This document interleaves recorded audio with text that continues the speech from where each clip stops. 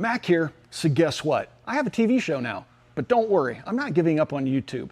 But if you want to see some big shots, big moments, and even bigger targets, and possibly win a trip to meet me on location next season, well, check out Wild Shots. It's now airing on the Pursuit Channel and the American Stories Network. Here's a peek. The targets are ready. Let's take some wild shots.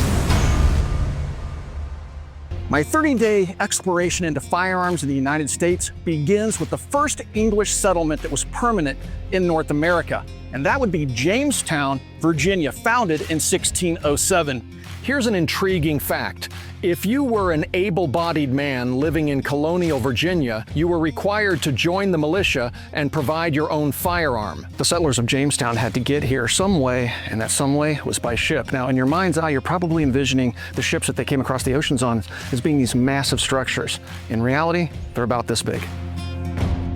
Could you imagine having to have somebody stand at this post 24/7 to steer the ship as you're crossing the ocean?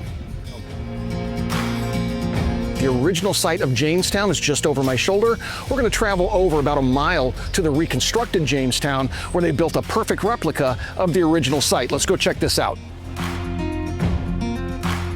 When the settlers came to Jamestown, they would have encountered indigenous people. The Paspahegh Indian tribe would have been local to where the Jamestown settlement would have been established. We're standing in a recreation of one of the indigenous tribes' huts that they would live in. And you can see all the materials and stuff that they have hanging around. You'll see animal hides all around, which have been used for clothing and bedding. And it looks like we have some bedding on the sides. We have all sorts of, tools, utilities, all along the side, bags and things like that for collecting berries and stuff, which we found in the woods out here. And right in the middle, we do have a fire pit.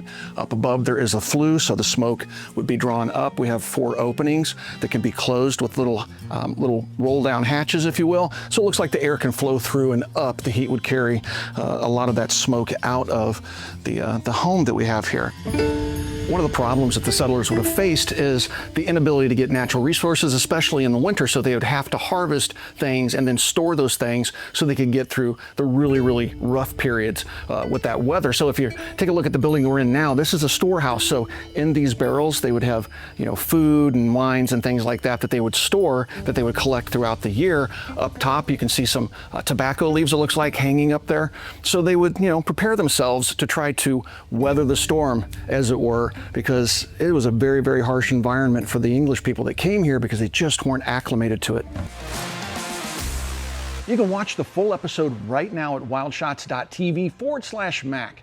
It's a special viewing page just for our fans. Watch, vote, and maybe win a trip. No logins required.